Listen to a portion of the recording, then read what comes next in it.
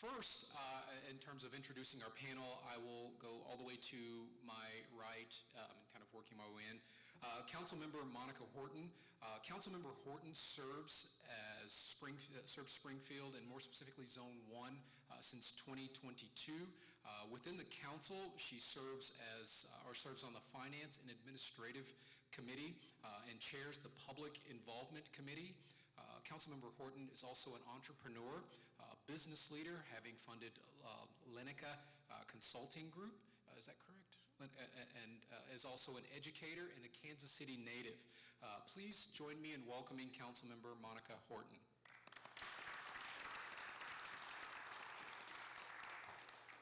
Next, on my right coming in, Dr. Suzanne Walker-Pacheco.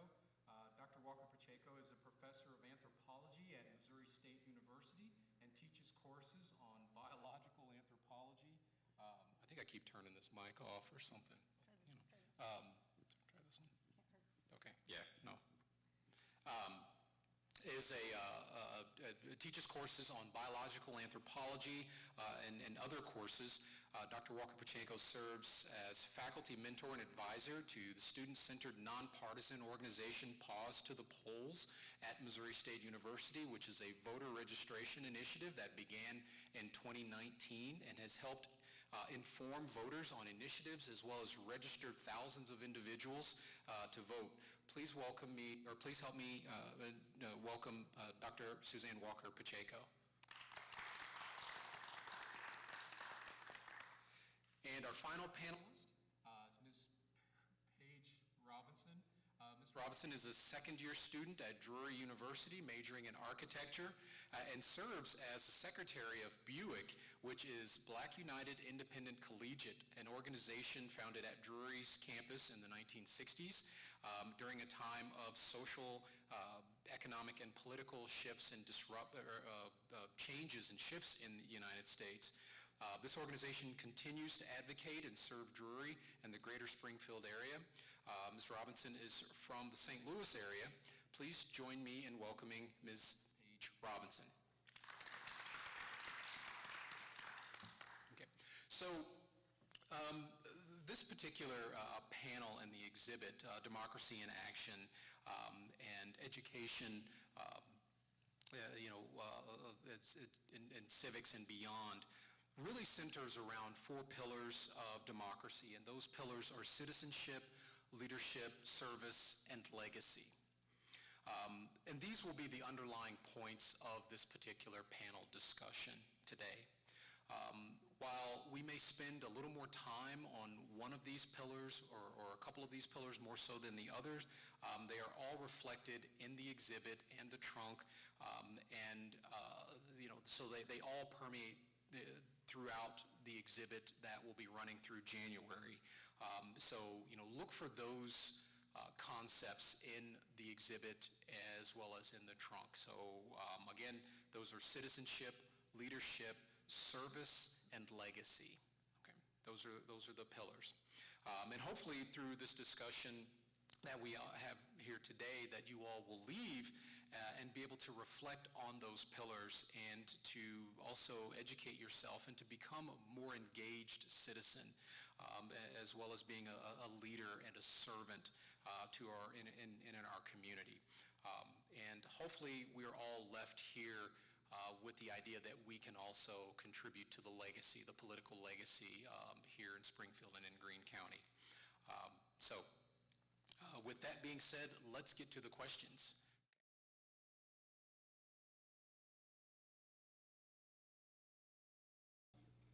I would say that I am a late bloomer when it comes to the level of engagement that I am in right now currently. Although when I was younger, I was kind of, really, a lot of my education and literacy came out of the church, particularly the black church, and I would always hear my uncle, who was the pastor, he would say that he had been to prison before. And I was just like, well, what did you go to prison for, and how did you end up a pastor? And lo and behold, he grew up in the 60s and he was a part of the Black Panthers. And at the time, there were individuals getting arrested for demonstrating, their First Amendment rights and, civil disobedience. And he told us about the time where he went to prison and he was there for a time. And it wasn't necessarily because of like petty minor offenses. It was mostly just demonstrating what, as a citizen, demonstrating the rights that you have as a citizen in a world that didn't necessarily see my uncle as a person to demonstrate themselves as a citizen, but was demonized in a lot of ways as a communist and all those other terms that are attached to individuals who are asserting their rights. And during the 60s, of course, is the time when the Voting Rights Act, but also the Civil Rights Act of 1964 was really trying to come to the forefront, not just for African Americans, but individuals from various cultural backgrounds. But I will say, when I moved to Springfield, I'm just kind of going to go into present day. When I moved to Springfield, I noticed that there was a culture of people who wanted to do things, and I wanted to do things, and I noticed that if I get together with people who want to do things and I want to do things, then we can do something.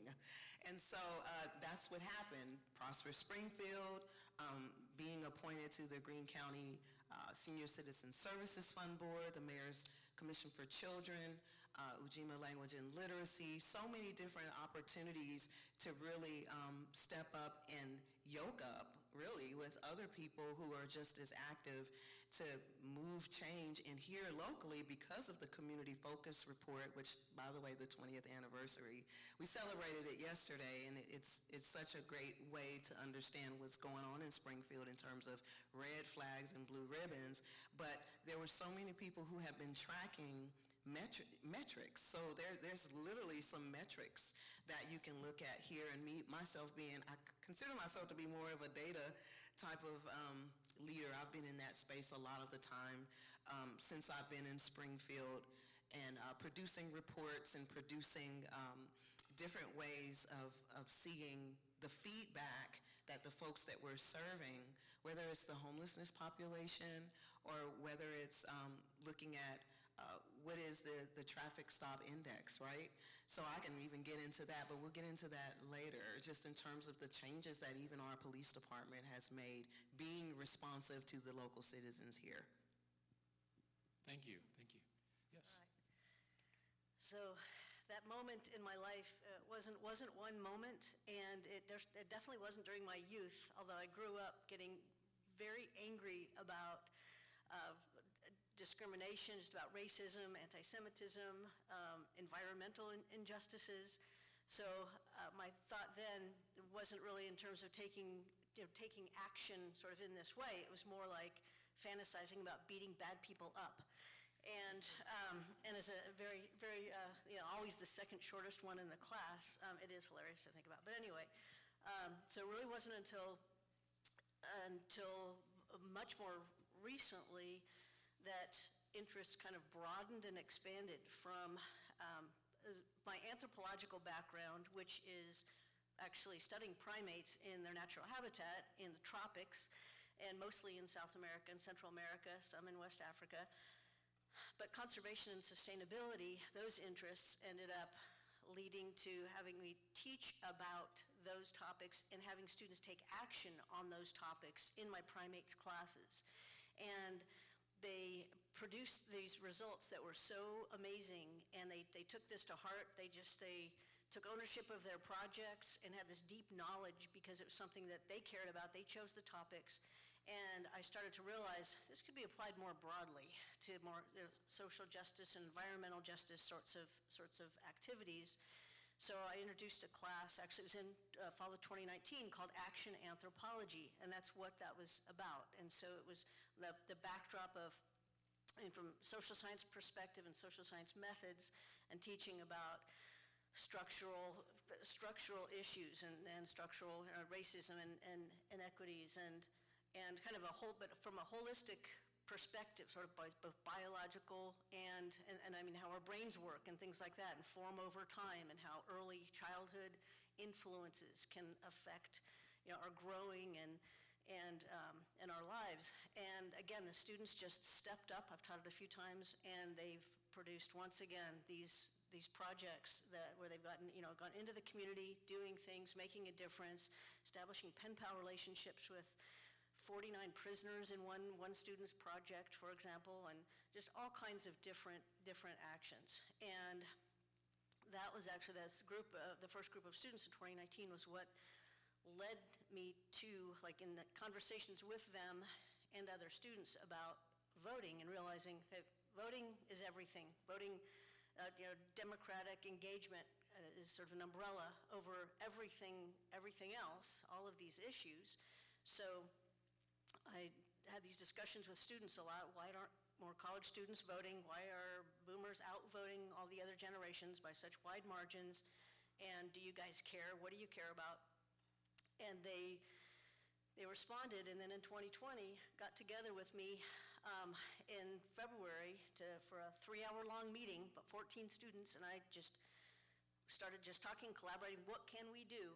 And then from there was born this voter education initiative, Pause to the Polls.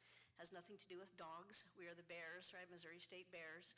So that's what that's about. And we're still going strong and growing. And it's been about identifying barriers to voting and taking steps to try to break down some of these barriers, and also climb over them, helping facilitate people climbing over these barriers to voting, which I can mention a little bit more about later on. And I did bring some materials, but we produced booklets, voter information booklets, and a list of ballot issues, things like that. So it's raising awareness about what is going on in our legislature, about what's on the ballot. It's all nonpartisan, so it's basic information that's not easily attainable in other places. So I've got some materials that I'll mention again later, and that you can grab. That's where it all began. Thank you. Ms. Robinson. So for me, I was also a late bloomer as well. I originally grew up in Chicago, mainly in a Black community, and I was just really young until at the age of 7, where I moved closer to St. Louis, and I grew up in a more diverse community, which was fine.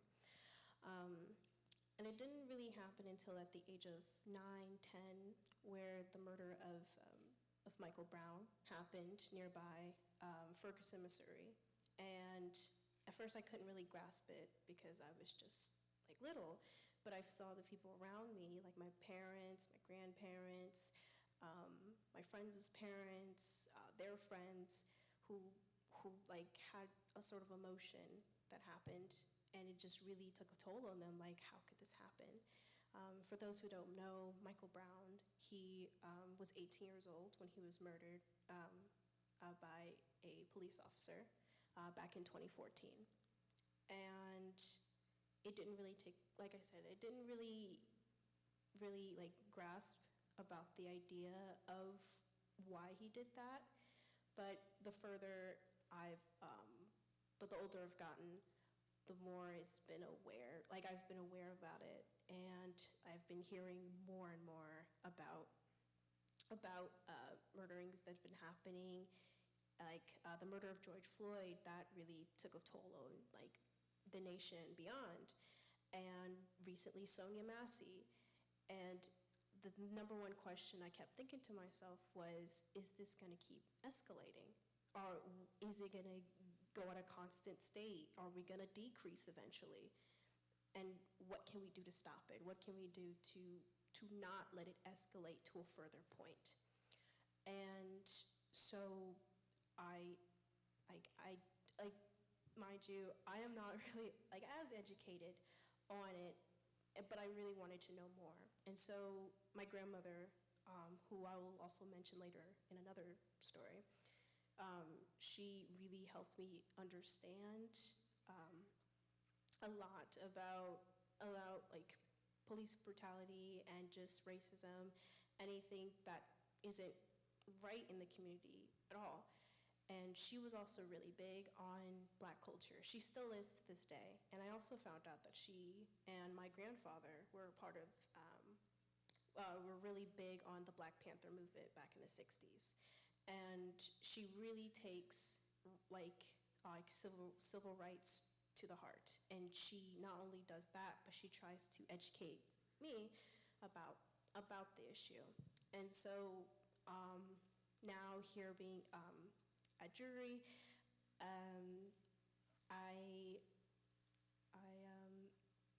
excuse me. But being at jury, I've found a community, Buick, Black Independence Collegiate, and they have Buick is shows how a community should be. They show what it takes to make sure that what's happening is not okay, and to not only solve the problem but educate ourselves, and to make sure it doesn't happen again. And there was an incident that happened at the beginning of this year, where a video went out of two girls with like a monkey on a rock, and it really took a toll on not just jury, but it also expanded beyond, and everybody heard about it. And we're glad that someone pointed out saying that this is wrong, this is not right, it should not happen. And we've been really trying to fight it, but trying to stop it from not happening again, and to make sure that everybody is aware that this is not okay. It shouldn't be kept quiet. It should be open to the public to make sure that this is not okay. And we're still trying to understand it and try to make sure that this shouldn't happen at all. That's all I got. Thank you. And so, yes, thank you. And so, as you know, what what I took away from all of your responses is that, oftentimes there's not just one isolated incident that, is a catalyst for how one might become more civically engaged or active, or to come to the realization that they play a part in a democratic society. Oftentimes it comes in stages. There may be 1 or 2 or 5 or 10 incidents that kind of come together. And what I also took away from that is that the communities in which you were all a part of as you were growing up encouraged you to become educated on initiatives, on efforts, on things that are happening, as well as look at the past and how things have occurred in the past and how they've changed over time.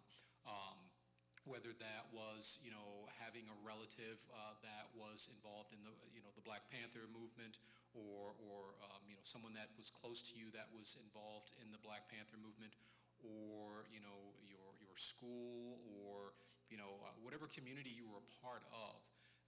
It seems as though, that was also a part of kind of your launching pad, if you will, to becoming more civically engaged.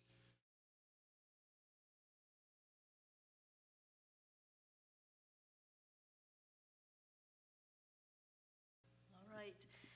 So this exhibit is so important because it shows how people in Springfield have participated, how they've been part of their community and influenced the political process.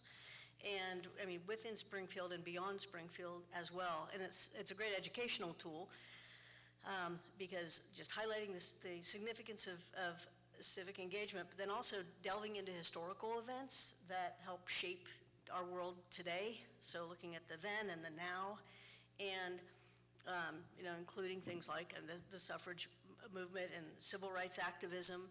And we just need to continue to acknowledge and appreciate the struggles of previous generations that they went through to secure voting rights and make sure that they're not eroded. And that's an issue. So what do we need to do? So we need to, at least here in Missouri, do things like introducing civic engagement early on in education. And our civic education, though, is missing a pretty vital piece here in Missouri, as we've come to find out, my students and I, in exploring barriers. And a major educational barrier is the fact that even if we know how students learn how Congress is shaped, they know the systems and the form, there's no information on how do you vote, what's the procedure in Missouri, and if I'm not from Springfield, but I'm from another county in Missouri, can I still vote here? And what are the voting laws like now? Because they changed drastically in 2022 in the Missouri legislature. That affects voters, that affects college students, student voters, it affects a number of demographics and people of color, lower income, older people. And so depending upon somebody's personal situation, where they're from, for example, just in bigger picture, the state that somebody is from shouldn't influence how easy it is for them to vote, for example. The neighborhood that they live in shouldn't influence how easy it is for them to vote and whether there's a polling place there. So getting information out about all aspects of applied civic education, so what are the laws, and the fact that what's happening in the Missouri legislature affects us, and it's going on whether we're voting at that moment or not. So during the spring, their legislative session, most people don't really know what's being voted on, and that there's a 54-page bill about, that's not just voter ID in 2022, but that it's a whole host of other kinds of impacts on the ability to vote. So that's hugely important, and in fact, there's one of the handouts actually that I have that you're welcome to take afterwards. I call it, Are You Smarter Than an Unregistered Voter? And it's a quiz. And on the front are the questions, on the back are the answers. And it's for experienced voters. It's aimed at experienced voters. And that if you were a new voter today, would you know the answers to these questions? Would you know how to go about registering to vote, what, where you can vote, et cetera? And people flunk it. So experienced voters flunk it. And expanding efforts about increasing participation at all elections. So sometimes I'll hear people say something about elections being every 4 years, and it's like, nope. We have, a few elections a year typically, 2 to 3 a year that are important to vote on and vote in. And just the fact that the fight for voting rights is far from over. So we've got a lot more work to do. And exhibits like this can help, again, raise awareness of the importance. So. Thank you.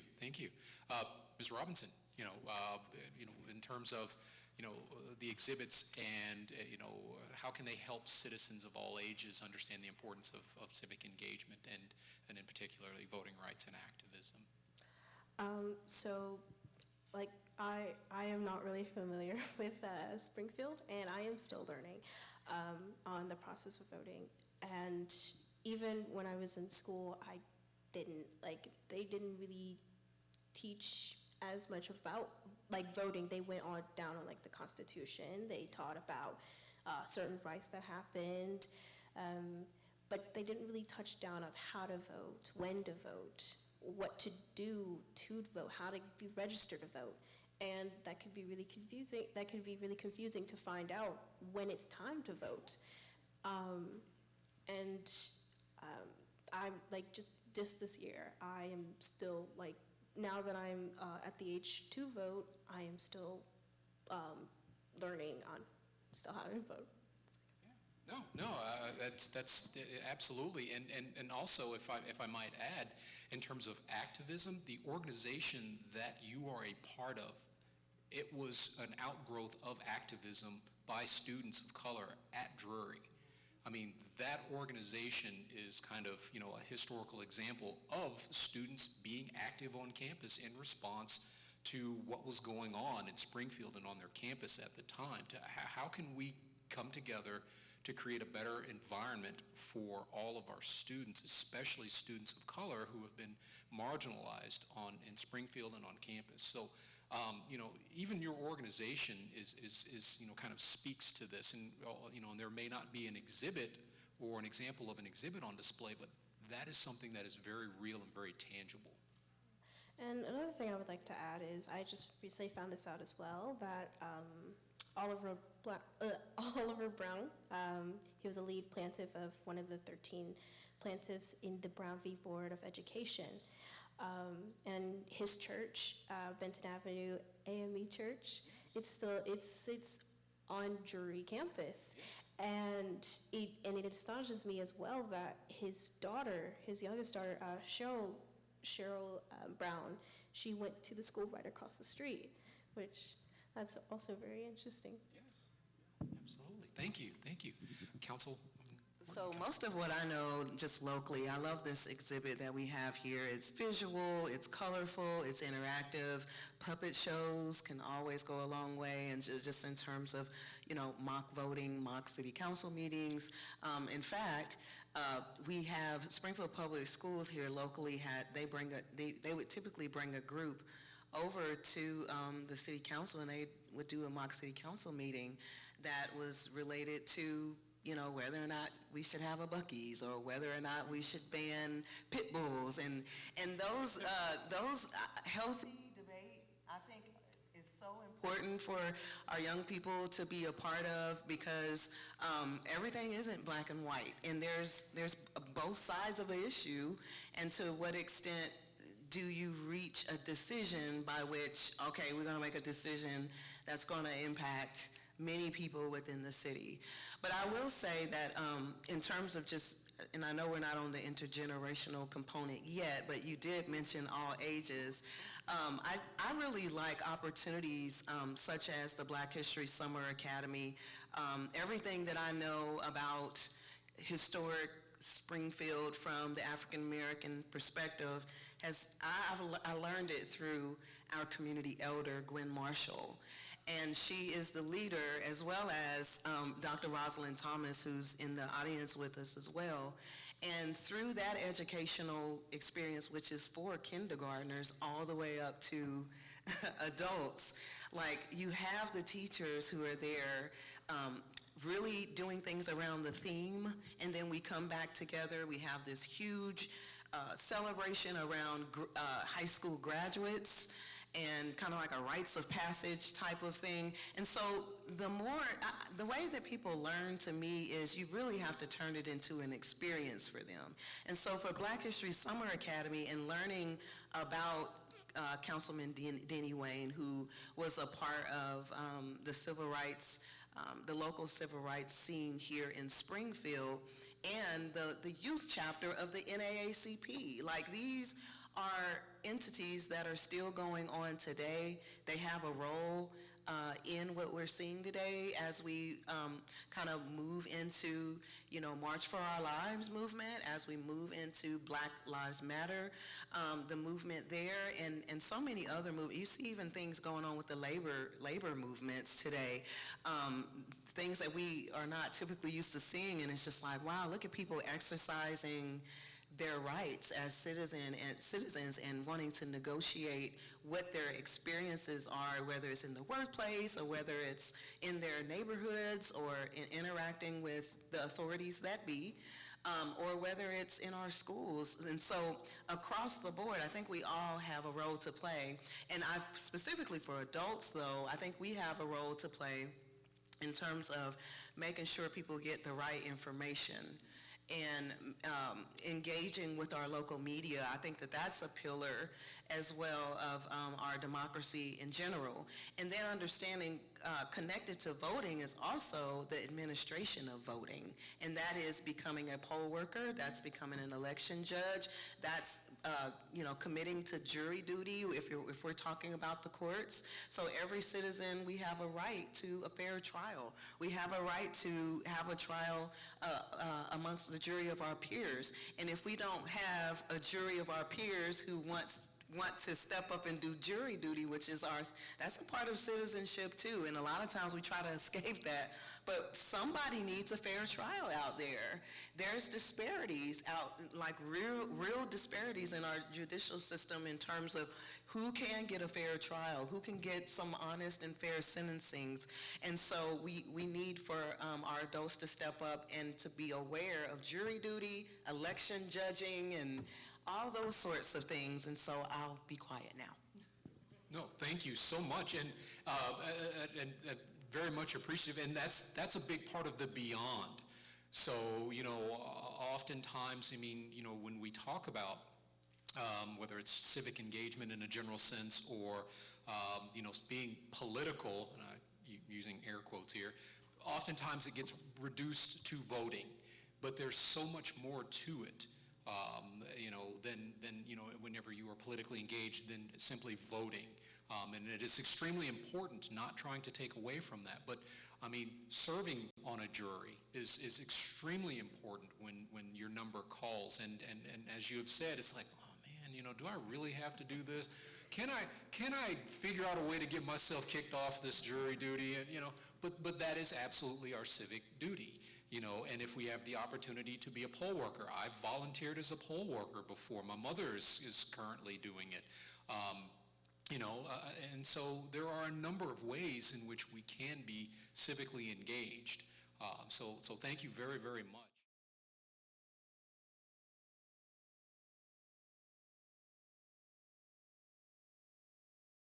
Well, I will say for one, looking at the exhibit, it was very educational, very informal. It would really help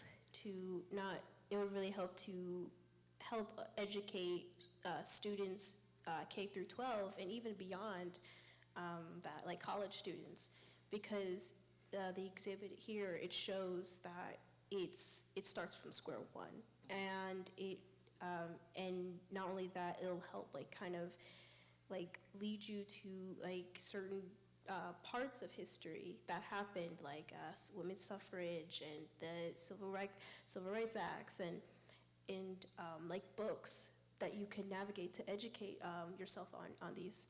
And like you said before, our jury is Buick is really big on activism, and we still are big on activism. And with this, with the exhibit, it would really help to not only educate students from the bases, but it may also inspire them to learn more at a more advanced level. Thank you. Councilmember Horton? So I think of representation. You mentioned the various cultural groups. A lot of times, if you can see leaders, whether you are from the indigenous American Indian group, or if you see individuals, I don't know, I'm pretty sure that there are those from agribusiness and the agricultural industry from rural areas that serve as, leaders within their communities. Our Latino communities, and also our African American communities. If you can see people and you see examples and you see images of people in those roles who historically you may not have seen those individuals in those particular positions of power, it allows for you to, do what I did in 2019. I served on a school board campaign for someone who's now currently on the SBS school board, and I got my 8-year-old involved. She was knocking those doors. She was putting those signs out there. She was helping us to raise money. And so it was an intergenerational, I keep speaking of that. I'm really big on intergenerational experiences. And so when you see people who in good faith are, wanting to step up, it's, leadership can be a scary thing. I was telling my husband, I said, listen, one minute you're being hired in the workplace and you have a lot of people around you, and the next minute everyone's retiring and it's just you. And then you have to take the reins while the retirees stand on the sidelines and they coach you. And then at the same time, you see a lot of newbies and you have to mentor them. So the leadership it goes both ways.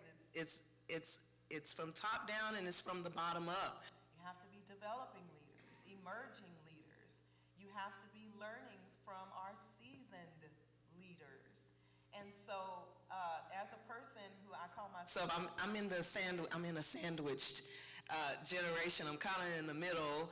I'm not necessarily Gen Z, and I'm certainly not baby boomer, but I'm in the middle, and I learned so much from all of the generations, to the point where it makes for just a rich existence for me in terms of being able to serve in a certain way, where at the neighborhood level, I mean, my goodness, you can exhibit even leadership there. I just left Grant Beach neighborhood, and there was a Unity on Division. The person who's over that, he's a lay person at our church. And he had been doing University on Division for the past 10 years, with the exception of 2 years because of COVID. And now it's over there in Grant Beach. He's bringing people together. The neighborhood association came out. They had youth sports going on over there. That's leadership to me. That's leadership. And Suzanne mentioned every 4 years there's an election. When I think about the leaders over in Grant Beach who are passing out groceries, who are encouraging people, who are leading and coaching, like these are retirees that are coming back coaching youth sports in neighborhoods alongside the neighborhood association who's doing concessions. It's those sorts of things. That's the sustainable way. It isn't just a one and done. I love protesting, right? So protesting also is a pillar, right, of our democracy, and it is a pillar of citizenship. But also you have to have like those sustainable ways at the neighborhood level that allow for you to exhibit neighborliness. And if you at the very basic unit of humanness can exhibit neighborliness, then you, my friend, are exhibiting being a good citizen. Thank you. Dr. Walker Pacheco. All right. So actually, the first thing I wanted to do is just comment real quick. I couldn't resist about jury duty, and that is when we were registering voters at a Labor Day parade last year, someone just kind of came by the table and said, I've never voted, I'm not going to register to vote, I don't want to be called for jury duty. That was their reason for not registering to vote, so avoiding all civic responsibility completely. So anyway, that was frustrating. And I just remember being in New York in graduate school, and a friend of mine, to avoid being called for jury duty, we had to fill out a form and then send it back. And he filled his out left-handed in crayon, so that he could avoid being called for jury duty. So there's, I guess, maybe we have to instill this early on about, and that it can be fascinating, and sometimes we just don't have time for it, really, or we're not in the situation to do it, but making it, kind of changing the culture so that it doesn't seem like so much of a burden, but that it in fact can be interesting, etc. So anyway, okay, I digress. The first part of that question I want to answer, and like you said, we could be here all day answering this particular question, so I just pulled a couple things out, and that is representing diverse backgrounds. And so, I mean, to be part of the conversation, we all do need to feel like our views and needs are being represented. And in the exhibit, there's a picture of the 52nd General Assembly in Missouri, and that's 1923. And so the senators, representatives, and other state officers, not very representative of the population of the state, obviously, in terms of gender or ethnic background. And the first woman, they show this in the exhibit, as a city council member, was 1953. And now the city council is comprised of gender diversity, and I guess our second individual of color, a woman of color anyway, but like, as you mentioned, Denny Wayne was a city council member in the early 2000s for like 8 years. And actually he wasn't the first, that, in the late 1800s, there were several Black individuals who had been former slaves. They were both school board and city council members, a doctor, a couple teachers, someone owned a barber shop. And But at that time, a third of registered voters in Springfield were black in the late 1800s. And then, of course, that changed pretty drastically after 1906 lynchings and burnings on the town square. So, and so then in trying to rebuild, and then the school board, as far as the school board goes, the first woman on the school board was 1968. As far as I know, and now contrasting that with the April election this year, the two who received the most votes for school board were women, and there's one individual of color. So still, we've got a long way to go to obviously to be representative here, and then in terms of modeling leadership roles. There's part of a quote anyway that's attributed to John Quincy Adams that's an exhibit, but like, true leadership is about inspiring others to dream more, learn more, do more, and become more.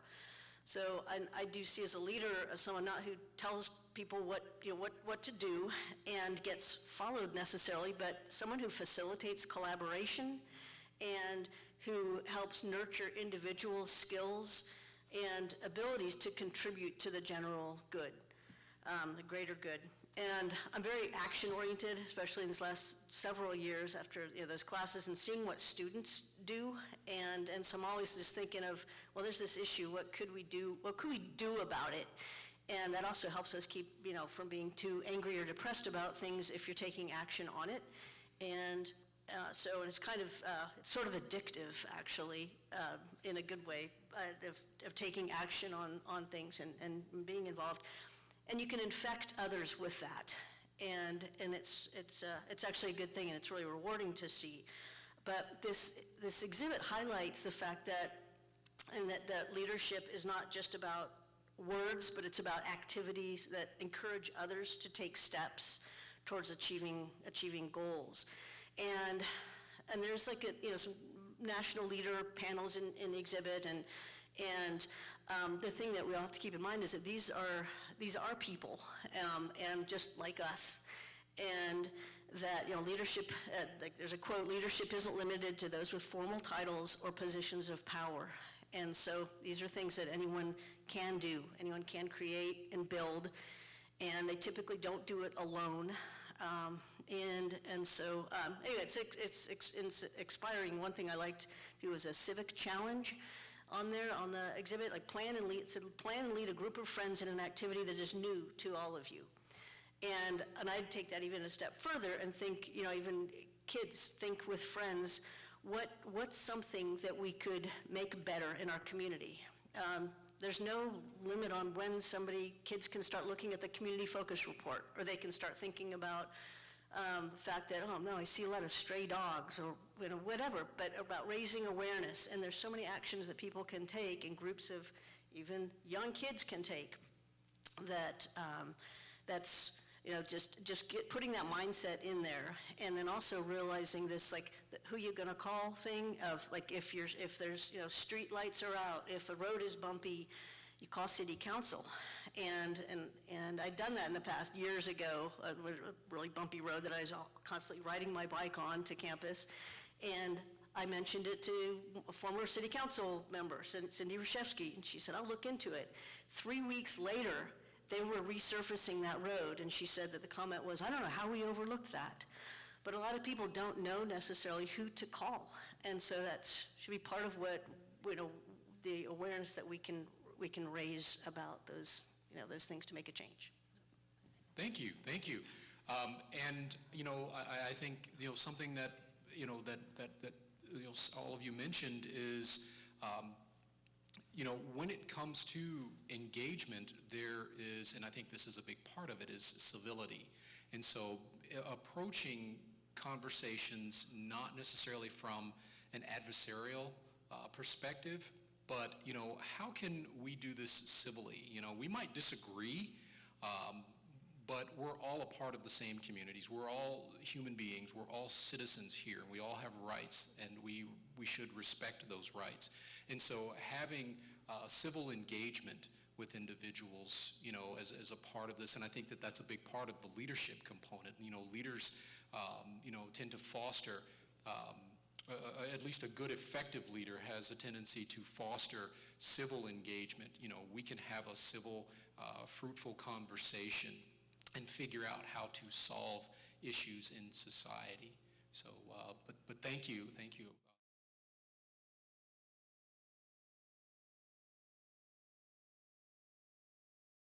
So I'm looking here down at the table here, and I'm looking at various symbols and images of democracy. I mean, of course, you have the flag.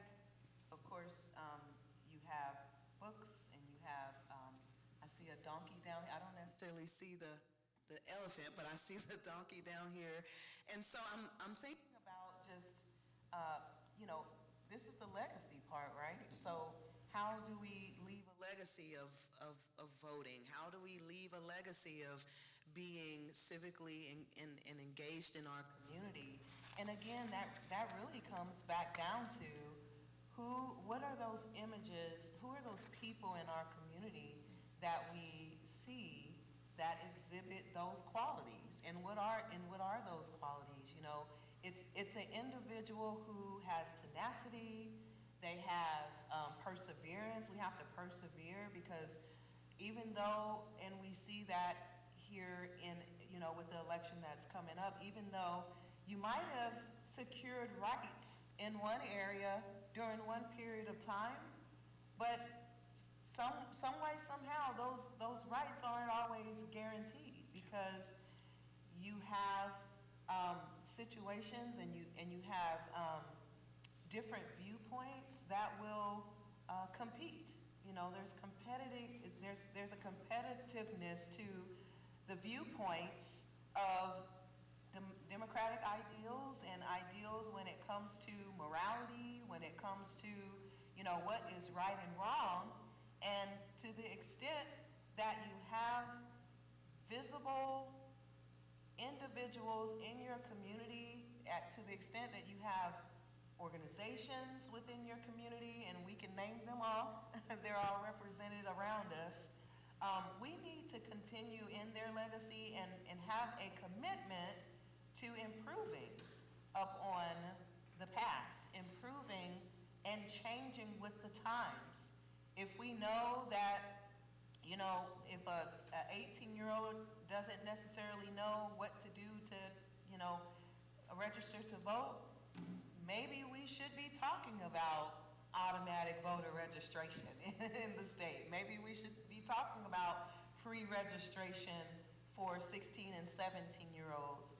Maybe we should be talking about same-day voter registration to change with the times. And I just think that the exhibits here are a great starting point, but I think it's a springboard too, in terms of how can we envision a future that makes it easier to vote instead of harder, that makes it easier and exciting. And some people use just the terminology. It's not going to always be glamorous, but it is one of those things where you have a role to play, and to the extent that your role is connected to my role, and my role is connected to the role of the next person, we can make incremental changes that lead to big results. And I think that talking stories, of course books, but our seasoned leaders sharing stories with the younger generation as well is very impactful. I don't think we realize how impactful that can be, of sharing a story of when you went over to Vietnam and you came back and it might not have been such a great reception, right? Or if there's a story, I was speaking with our panelist here, Paige, a couple of days ago, and she mentioned Mike Brown. And at the time, she was 7 years old. Like, I want to know what is in the mind of a 7-year-old that perhaps, was on the shoulders of a relative during the protests. Like, I want to know that perspective too. I want to know the perspective of the person who went to the Vietnam War and came back and wasn't well received, but I also want to hear the perspective of the 7-year-old who was there during the Black Lives Matter protests. And that is such a rich, those are rich stories that edify. They are rich stories that contribute to someone persevering and continuing on when it gets hard, when lies are being spread about you or about a situation or about an issue. And so, you know, when you know that, hey, there are those who've come before me, and certainly there are those who are coming after me, I got to stay in the game, because folks who are coming after me, they are expecting me to persevere. And then those who've come before me, they are expecting me to stay strong because they've persevered and because they stood their ground. And I'll end with this. There's a local Springfieldan by the name of Wes Pratt. He always say, stand up, stay up, and make sure that, you know, you stand. You know, stand no matter what. Because if we don't show up, then the game is over. Thank you, thank you. So, Dr. Walker-Pacheco? So how can this exhibit help preserve the legacy of past civic movements in Springfield and Greene County? And what lessons can we learn from these movements to apply to current civic issues such as voter participation, education, and social justice? So I can kind of sum up those lessons that we can learn by something that Monica just said, and that is perseverance. That historically, individuals persevering in trying to create a better world and more representation, we need to keep that up, because it's not something that necessarily stays with us. So we need to look at the past and make sure that we're continuing those efforts, furthering those efforts, and in focusing on voter participation and education, especially voter education specifically, and social justice. And some of these social justice issues obviously are going to fall under the umbrella of what kinds of things that we're voting on. And so to maintain our democracy, we have to participate. And as far as voter participation goes, we're failing pretty miserably here in Springfield overall. When our local elections have 13% voter turnout, and our midterm elections in early August had about a 17% turnout. And so that actually degrades our democracy, it erodes it, because the individuals who are turning out to vote might be going for the sort of farther, choosing the candidates that are further apart from one another, philosophically, ideologically, and that leaves a whole swath of voters that might agree on a lot more than they disagree on, who are not letting their voice be heard. And then we get to the November election, the general election, and we've got candidates that are quite far apart from each other, and members of both major parties who are thinking, my party doesn't represent my views. And so disengaging even more from the process. So, that's why that low voter turnout is why frequently we don't have people necessarily representing our views. And all of us can participate.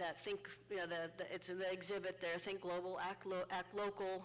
That's been, I don't know who came up with that, but it was a long time ago. And so that's true. All of us can participate in that way. And one of the panels lists one of the rights as U.S. citizens as the right to vote, but also as a responsibility. And so I also see that as not only exercising our rights to vote, but also facilitating the path for others to exercise their right to vote as well, and to try to achieve equity in access to the vote. And barriers differ depending upon demographics. And so there are large studies, for example, of college students, and according to ethnic backgrounds, for example, differences in overall in Asian student voting and black student voting and white student voting. And so they looked at a number of different demographic groups and found that the reasons for lack of participation could differ among different groups. But so we have to, be a little more fine-tuned then in how we approach that. And and there are opportunities, give opportunities also for us to do, to do the outreach, to do the research, and then more targeted kind of approaches. And so barriers, again, are still an issue, and that quiz about, that I have as a handout there on the corner of the stage, if you take a look at that, the answers are on the back, and you'll see the effects that some voting laws have had and the way in which they do end up impacting our voting and causing barriers. So, and then even our Secretary of State's website, as far as education goes, we want to be able to depend on a website to have all of the correct information. Very unfortunately, though, once you know about the voting laws, the current laws, and what people are capable of doing, what is possible, what isn't possible, information right on that website is sometimes incorrect or incomplete, and that causes an enormous barrier as well and impedes our education. So a big part of what we do also is get nonpartisan sources of information out to voters. So, and you mentioned civility and civil discourse, so you can't have a civil conversation unless you know some basic facts. So it's got to be based on and not opinion, and then you do realize that people can come together who seem to be far apart, but there are going to be aspects that they will agree on in as far as big picture. They might disagree initially on maybe how to get there, but agree on some common goals. And ideally, you would have people with different viewpoints going together to talk to legislators, and that is possible. So we need to, I think, move in that way to achieve some of these goals. Thank you. Ms. Robinson, again, how can this exhibit preserve the legacy of past civic movements in Springfield and Greene County? And what lessons can we learn from these movements to apply to current civic issues such as voter participation, education, and social justice? So this kind of ties in with number 3 in a way of how we should how we look at the exhibit. It start from square one and work your way up to educate yourself more on the topic. And when I looked at this question, the one thing that I looked at was voter participation. Sure. And it really spoke to me because of a recent event that I've went through over the summer. At the time, before the summer, I was very tempted to not vote at all, because I kept hearing many perspectives for saying, oh, if you vote for this, then this will happen, or if you vote for this, then that will happen. And there was just so much pressure from both sides to the point where, what's the point in voting? And when I went to my grandmother's house, she was so excited because I am now at the age to vote. And she told me, oh, are you gonna vote? And I blankly told her, no, I don't know. She got really, really upset because she was like, do you know how many of our ancestors died for you to get this right? And she was going on and on about it. And after that rant, she sat me down. And after that rant, with my time being with her, she has taught me why we should vote, what it takes to vote, and she told me different ways on how to vote, what you can vote for, et cetera, et cetera. And then after we had that talk, after we've went to help me register to vote, she took a step back. It felt like she took a step back and let me choose where I want to go from there on out. And the main takeaway is that we should, you can listen to both sides, and you can listen, but at the end of the day, the last say so is yours. And and you can decide what you believe is right to vote for.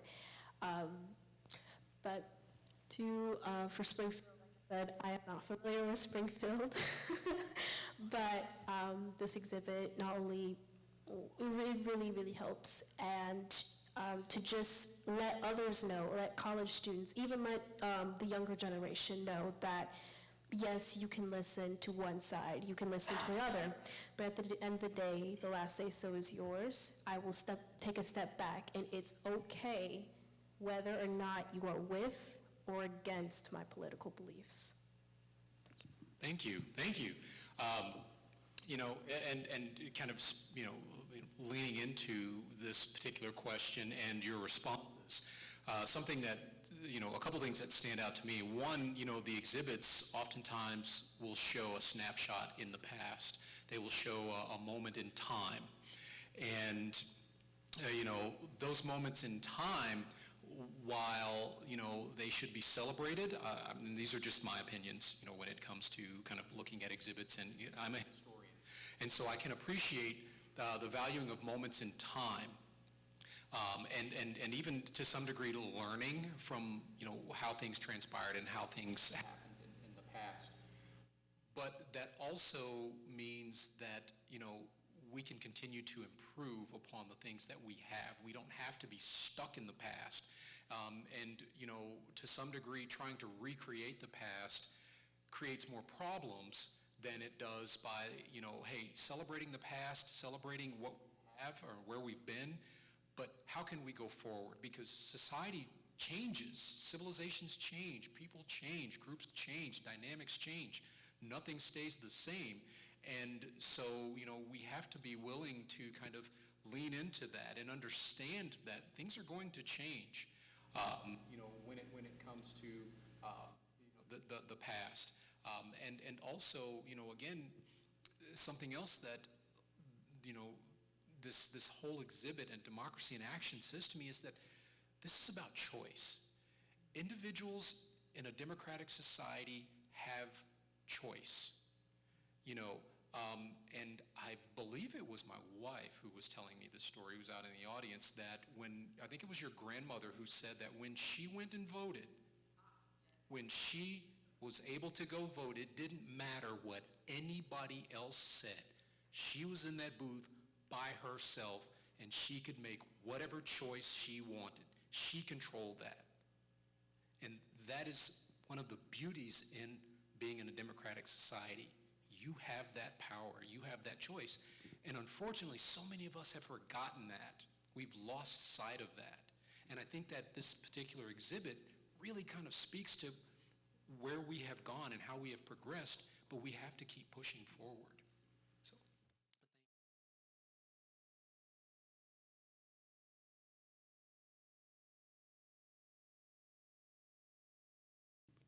Well, I will say, for Buick, we have been kind of on, we have been in the topic of intergenerational learning. We are currently like collabing with other clubs to learn their perspectives on voting, and to help push out to other students on campus on what it takes to vote and what they would like to vote for. And we've been trying to do that. And we've also, we'll do like community service to other parts of not just campus, but outside of campus as well. And to just give back to the community, because that is really, really important. But to intergenerational learning, we should, like Dr. Horton mentioned, that what's in front of us, the people in front of us have already experienced like what they had to go through. And now they're looking back at us and saying that now it's your turn. What can you do to get to where I'm at, whether it's the same path or whether it's different? And then after that, you look behind and there's the other generation coming forward, and then you're saying the same thing. So it's like this pattern over and over and over and over again. And you mentioned about change. It happens. It's going to happen. Change is nature. It's just gonna happen. And we just have to trust that what we can do with change, like, will it be handled correctly? Thank you, thank you. So yeah, we're either taking the reins or we're either showing the ropes. And so, and again, I tend to have a more I try to weave it in through everyone. And so the choice is ours in terms of the type of leader that we want to be, in terms of the type of citizen that we want to be, in terms of the type of human that we want to be to our neighbors, that we want to be in our respective organizations. But the key is, I think it sounds a little like, maybe it sounds a little limiting to say stay in your lane, but I'm going to stay in my lane. I'm not going to be, listen, I really believe in the strengths of other people around me and bringing that to the forefront. When I was helping someone to get on the local school board, I stayed in my lane of, doing some of the back, staying behind the scenes while that individual was really, really good of just really asserting the message.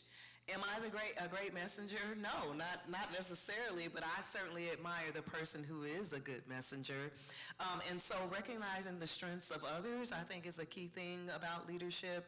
And and if you're in the younger generation, certainly, you're going to feel a little afraid to step out, but it's going to take that boldness, it's going to take faith, and you have to feel confident and you have to believe in yourself that you have a cloud of witnesses around you that are willing to walk alongside you on that journey, because they're on a journey too, and there are people who are cheering for you.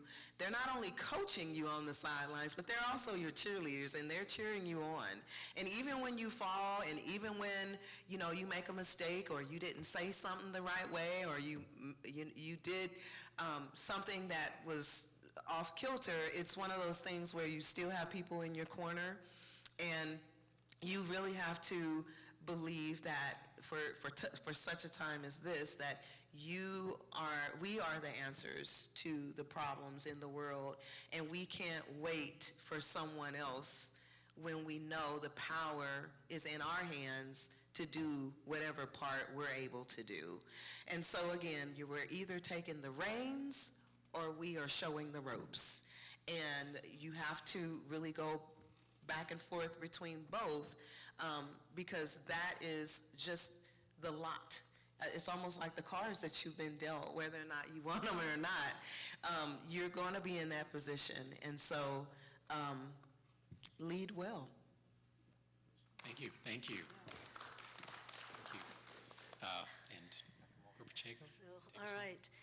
So having worked with a group of young people, of students for the last 4 years, it has been incredibly rewarding. And when you're talking about students kind of stepping out there, and for the first time sometimes, they're stepping out beyond their comfort zone.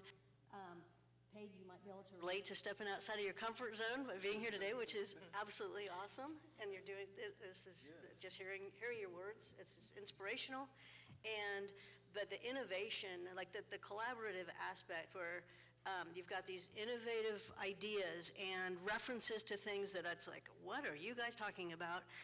In meetings where they have ideas about how to get the word out or what references to use and things like that. Sometimes it kind of blows me away. So I've got maybe a little more clout on campus. My emails might get answered, by legislators or by other, by colleagues on campus more than the students are, and things like that. But so it can help facilitate, get things done. But they're just going, again, with their ideas and energy to engage their peers, and that is just, again, amazing and so hopeful. And so I just want to finish with a couple of quotes, and these are actually by anthropologists, and since I'm a little biased there about anthropology, one of them, everyone has heard, I'm sure, but it is an anthropologist, Margaret Mead, that never doubt that a small group of thoughtful, committed citizens can change the world. Indeed, it's the only thing that ever has. And so these grassroots kinds of initiatives and the actions of individuals obviously are so important. And then another quote by Ruth Benedict, who actually was a fellow student and a colleague of Margaret Mead years ago. And you can sort of substitute the word anthropology, or substitute the word voting for anthropology in here. But the purpose of anthropology and democratic engagement, I'm putting that in there, is to make the world safe for human differences. And so I feel like these are just very relevant to this conversation. So. Thank you. Absolutely. So, I would, the one thing that, whenever I am always a part of panels, whether I'm a panelist or a moderator, I always want to, kind of leave individuals with is, what's next? Where do we go from here? And actually, that's the next slide. I don't know if it will get it to change. Thank you, Gabby. But that's where do we go from here? What's next? And those are the things that I would encourage you to think about. And I guess at this moment, if we have time, are there any questions for the panelists or any thoughts?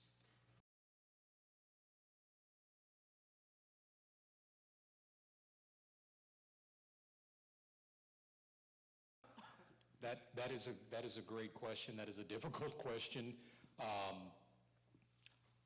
I would actually need to think about that for more than 15 seconds. But this is, I think, something that I think some people have a strong sense of duty than others. If you feel like it's a duty for you, just like with an individual who swears into the military, when duty calls, you go. And a lot of times, I know that there are individuals who say, because I'm a citizen, I also have the right not to do something.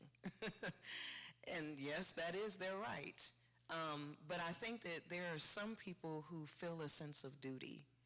And when you feel a sense of duty or obligation or responsibility, as you call it, to something, that you're going to do it, you're going to eat, live, breathe, drink it, and it's going to be a part of your daily life. It's a lifestyle. It becomes a lifestyle instead of something that you dread. And so that sense of duty, civic duty, you're going to do it because when duty calls, you go. You answer the call. Well, one thing that I could say is, one thing that I can say is there was one thing that my professor has told us at the beginning of the year of my first year in architecture school, and that is sometimes there are moments where you have to be uncomfortable. There are times where you have to step out of your comfort zone, because the moment you step out of your comfort zone, that is when it can open up to so many possibilities. Like me personally, the beginning of the year of college, I was just so enclosed in a box, and I'm just like, oh, I'm not gonna do any, not get involved in anything or not participate. But now, a year later, I am helping and even part of the executive council at Buick, and that still astonishes me today. And the one main step that I had to do was to first acknowledge that, yes, it was uncomfortable to step forward, but the moment I stepped forward and learned about it, that's when that opportunity grew larger. Yeah. So that is great. That's great experience to be able to grow like that. But I feel like just the whole concept of engagement, community engagement, civic engagement, so we do strive towards that. At Missouri State generally, in my department, sociology, anthropology, gerontology, definitely push engagement. And so once students even if they're forced to do it as part of a class for credit, to do service learning for credit, and they get involved in it, it's like, oh, interesting. Or they go to a public affairs conference and they see, they go see speakers or hear, panels, and then report back on that. And I'm going to go next year and hear this again. And so, again, it's sort of a little bit contagious. And so introducing that to them, and then sometimes, again, shoving them out there. I think you mentioned something along these lines, right? Pushing them out there a little bit. And then then they'll start to see, hey, this is a cool experience. And they're more likely to continue that. And we've got a couple of, for example, Pause to the Polls members that were the most engaged early on. They're co-presidents of the League of Women Voters of Southwest Missouri now. And other students have taken paths where they're contributing to the community, so that they've caught this engagement bug in a big way. So that's one way around that, anyway. Yes. Oh, thank you.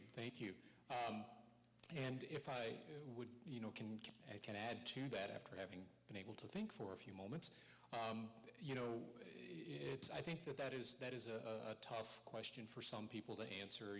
I mean, it's, what's my duty versus my responsibility, and but if you are a citizen, to some degree, you have an obligation.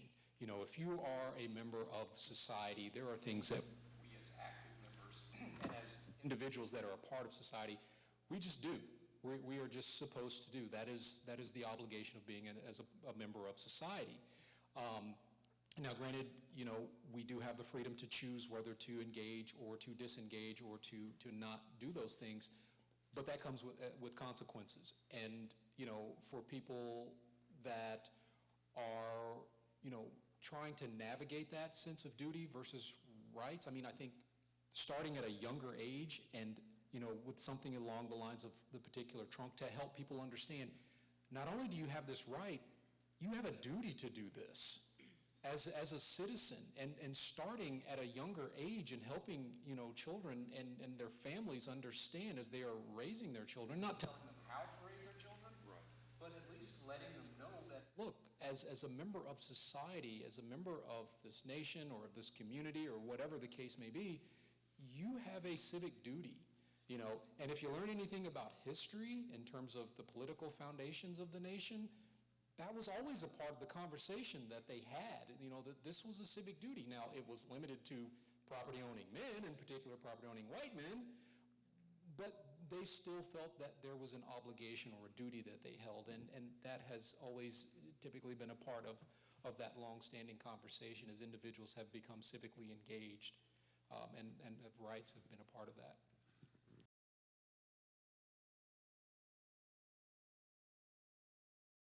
I think it is already. I think that particularly with SPS, they have so many opportunities for students to get involved. And as Suzanne said, that if you build it into the curriculum or you build it into the rubric, the grading rubric, the extra credit, that is kind of like the carrot.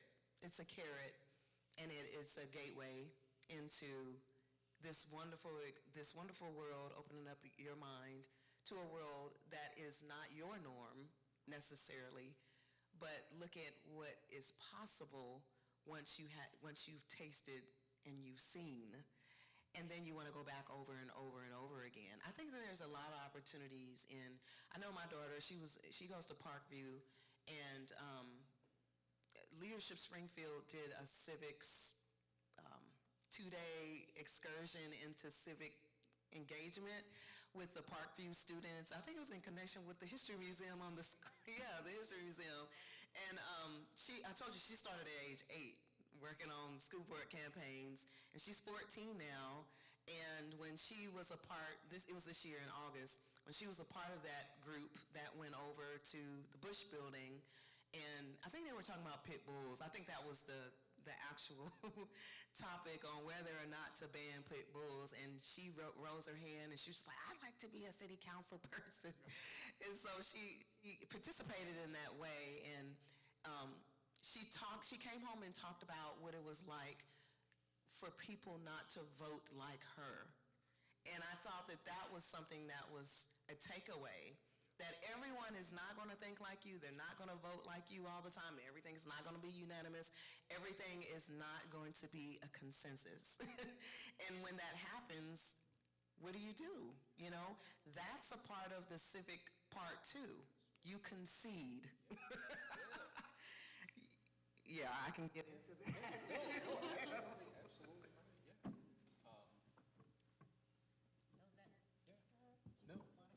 No, absolutely, and unfortunately, I think that when it comes to civic engagement, sometimes as a result of that, when you don't get your way, people become cynical about the system, and then they tend to disengage. Well, I don't get my way, I'm going to take my toys and I'm going to go somewhere else, which, that kind of goes back to some of those other things. Was that the legacy that you want to leave? Is that being a good citizen? Is that leadership? So. And when you lose a little league game, what do you do at the end? Sure. You go shake everyone's hand. If I lose, then I go shake everyone's hand and we say we respect the sport. Yeah. We respected the process. We respected the rules that governed the actual outcome. And that's what causes you to be a good sport and to concede when you lose.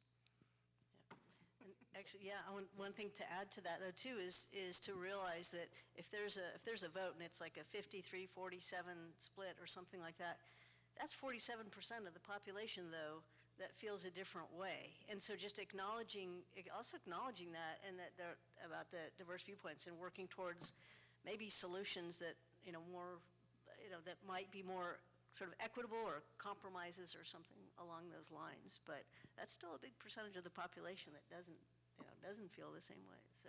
Certainly, yeah.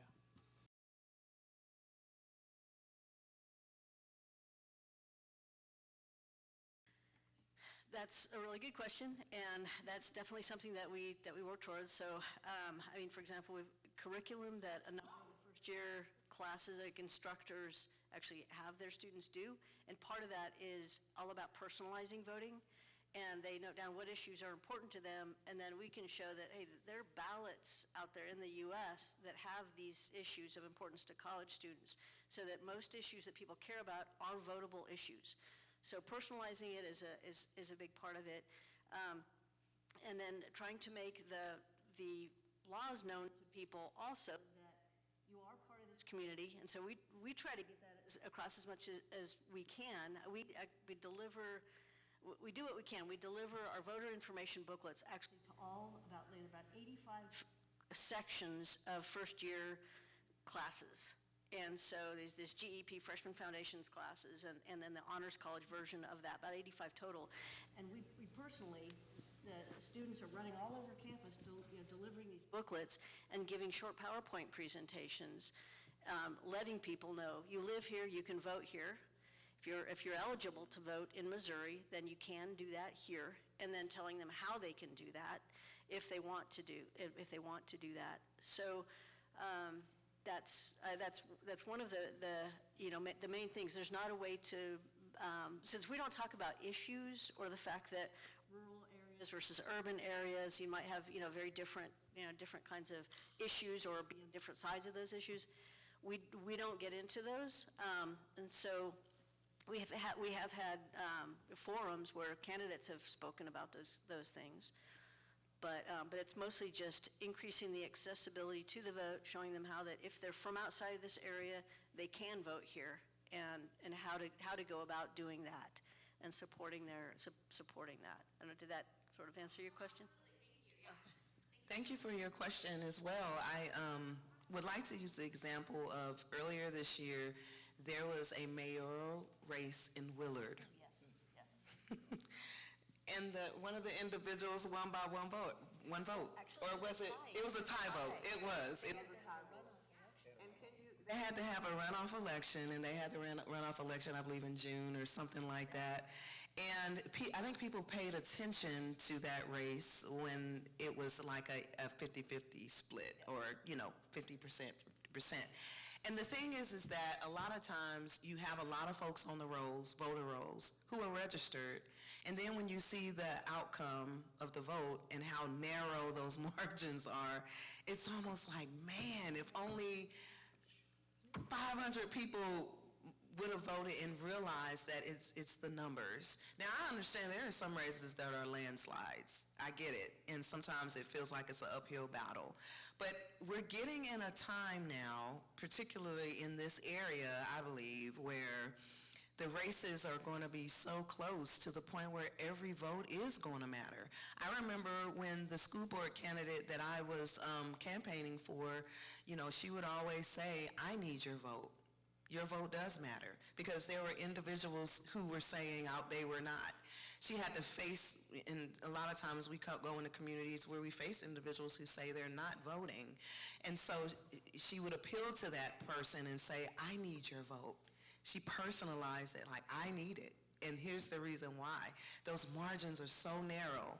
And a lot of times, even one race, there was a recount. Sometimes recounts can happen, but also not just recounts, but voting again.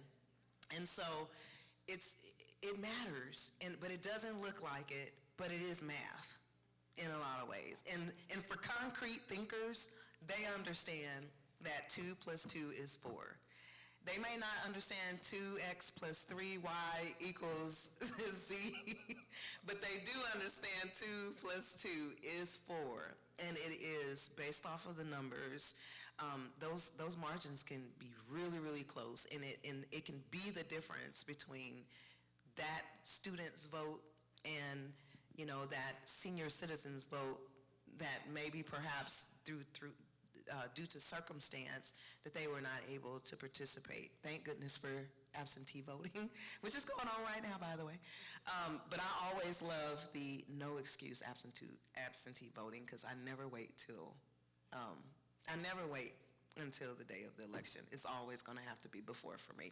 But I'm overzealous about it, so bear with me. Thank you for saying that. Thank you. Thank you for that question.